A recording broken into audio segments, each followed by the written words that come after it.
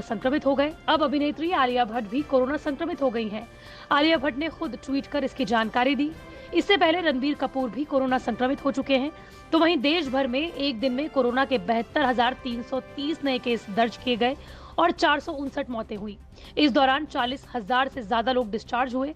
इसी के साथ देश में कुल केसों की संख्या 1,22,21,665 पहुंच गई। देश में कुल 5,84,000 से ज्यादा एक्टिव मरीज हैं और अब तक महामारी से 1,62,000 से ज्यादा लोगों की जान चली गई है। केंद्र सरकार की ओर से 1 अप्रैल को कहा गया कि देश में कुल केस का 84.61% केस 8 राज्यों से आ रहे हैं। ये राज्य महाराष्ट्र, छत्तीसगढ़, कर्नाटक, पंजाब, केरल, तमिलनाडु, गुजरात और मध्य प्रदेश हैं। इन राज्यों में कोरोना केस सबसे तेजी से फैल रहे हैं। महाराष्ट्र में 1 अप्रैल को 43,000 नए केस सामने आए और 239 मौतें हुई। राजधानी दिल्ली ने 24 घंटों में रिकॉर्ड 2700 से ज्यादा केस दर्ज किए और 9 मौतें हुई। हालांकि पूरे देश भर में वैक्सीनेशन प्रोग्राम भी चल रहा है, जो आने वाले समय में ज्यादा काम आएगा कोरोना की रोकथाम के लिए। आपको बता दें कि एक दिन में 17 लाख से ज्यादा टीके लगाए गए और 1 अप्रैल तक देश में कुल 6,76,00,000 टीके लगाए जा चुके हैं।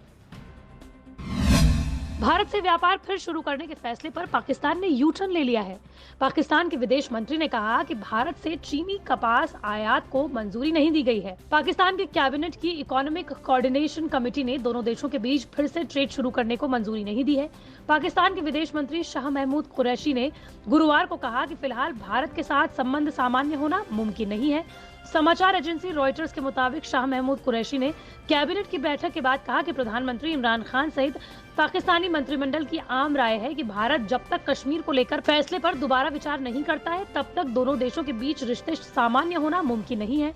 पाकिस्तान के विदेश मंत्री ने यह भी कहा कि कैबिनेट ने भारत से चीनी और कपास के आयात की मंजूरी नहीं दी है। आपको बता दें कि 31 मार्च को पाकिस्तान की कैबिनेट इकोनॉमिक कोऑर्डिनेशन कमेटी ने अपनी एक रिपोर्ट पेश की थी। इसमें भारत के साथ कपास और चीनी का व्यापार शुरू करने की अपील की गई थी, लेकिन पाकिस्तान की कैबिनेट की इकोनॉमिक कोऑर्डिनेशन कमेटी ने इसे मंजूरी देने से इनकार कर दिया और फिर कश्मीर का राग अलाप दिया। पाकिस्तान 2019 तक भारतीय कपास के प्रमुख खरीदारों में से एक था, लेकिन जम्मू कश्मीर से अनुच्छेद 370 को रद्द करने के बाद पाकिस्तान ने भारत से माल के आयात पर पाबंदी लगा दी। भारत कपास का दुनिया का सबसे बड़ा उत्पादक और दूसरा सबसे बड़ा चीनी उत्पादक है। पड़ोसी देशों को निर्यात करने से भारत के स्थानीय बाजारों में चीनी का सरप्लस कम हो जाता, जबकि पाकिस्तान को भी रमजान से पहले चीनी की बढ़ती कीमतों को कम करने में मदद मिलती। उत्तर प्रदेश के जनपद शामली के कैराना के रहने वाले 2.5 फीट के अजीम मंसूरी को दुल्हन मिल गई है। अजीम के परिवार में जश्न का माहौल है। बताया जा रहा है कि उसी की कदकाठी की हापुड़ की रहने वाली लड़की से अजीम के परिजनों ने उसकी सगाई कर दी है। अगले साल यानी कि 2022 में शादी की उम्मीद है। सगाई पक्की होने पर अजीम ने कहा कि वो शादी होने के बाद अपनी दुल्हन को लेकर सबसे पहले हज करने जाएंगे। अजीम का कहना है कि अल्लाह की मर्जी से शादी करूंगा। सादगी से दावत में निमंत्रण यूपी के मुख्यमंत्री योगी आदित्यनाथ और पूर्व मुख्यमंत्री अखिलेश यादव, उनकी पत्नी डिंपल यादव और उनके बच्चे समेत शादी में शामिल होंगे। बता दें कि 26 साल के अजीम मंसूरी की शादी इसलिए नहीं हो पा रही थी क्योंकि उनका कद 2 फुट 3 इंच का था।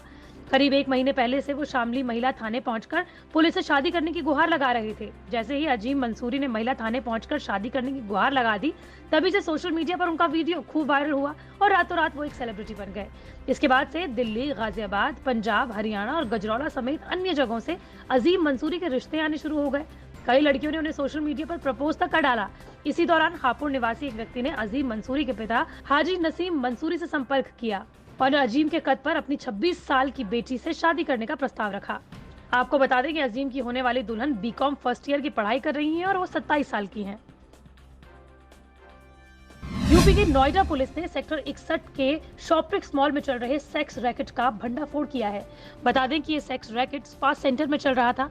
पुलिस ने स्पा सेंटर के मालिक समेत 23 लोगों को गिरफ्तार किया है। खबर के मुताबिक इन 23 लोगों में से 14 युवतियां हैं। वहीं इस कार्रवाई में पुलिस ने स्पा सेंटर से काफी तरह की आपत्तिजनक वस्तुएं भी बरामद की हैं। बताया जा रहा है कि पुलिस को पिछले काफी दिनों से इस स्पा सेंटर के खिलाफ शिकायतें मिल रही थी। लगातार अनैतिक गतिविधियों की शिकायत पर पुलिस ने मामले को गंभीरता से लेते हुए कार्रवाई को अंजाम दिया। मिली जानकारी के मुताबिक इस मामले को लेकर पुलिस की विशेष टीम को गठित किया गया था। बीते दिन देर शाम 7 बजे पुलिस ने स्पा सेंटर पर छापेमारी कर कार्रवाई की। इस दौरान अफरा तफरी मच गई। पुलिस की जांच में जो बात सामने आई है वो ये है कि स्पा की आड़ में ये लोग पिछले 2 साल से सेक्स रैकेट चला रहे थे। ये लोग दिल्ली से लेकर नोएडा, हरियाणा समेत अन्य शहरों से युवतियों को बुलाते थे। पुलिस ने यह भी बताया कि इस वक्त टीम की हिरासत में लिए गए सभी युवक युवतियों के नाम और पते जुटाने में फिलहाल पुलिस लगी हुई है। पुलिस के मुताबिक इन पकड़ी गई युवतियों में 2 नाबालिग हैं। फिलहाल पुलिस ने स्पा सेंटर को सील कर दिया है। वहीं पुलिस ने सेंटर से मोबाइल, लैपटॉप, आपत्तिजनक वस्तुएं जब्त कर ली हैं और पकड़े गए लोगों के खिलाफ सख्त कार्रवाई के निर्देश दे दिए हैं। म्यांमार में सैन्य तख्तापलट के बाद देश में हिंसा का माहौल बना हुआ है, जिसमें कई 100 प्रदर्शनकारियों के मारे जाने की खबर है, जिसके बाद से ही दुनिया के कई बड़े देश इसकी आलोचना कर चुके हैं, जिसमें अमेरिका भी शामिल है। वहीं हिंसा के बीच म्यांमार में वायरलेस इंटरनेट सेवाओं को बंद कर दिए जाने के निर्देश दे दिए गए हैं। दूरसंचार कंपनियों ने एक समाचार एजेंसी से बातचीत के दौरान इस बात का खुलासा किया कि हमें हाल ही में अधिकारियों से निर्देश मिले हैं, केवल फाइबर लाइन के काम करने की अनुमति दी गई है। वहीं किसी भी तरह के वायरलेस इंटरनेट सेवा पर प्रतिबंध लगा दिया गया है। फिलहाल म्यांमार में सेना के तख्तापलट करने के बाद देश के हालात काफी अस्थिर बने हुए हैं। लोकतंत्र की वापसी की मांग को लेकर प्रदर्शनकारी सड़कों पर उतर गए हैं। म्यांमार में सैनिकों और पुलिस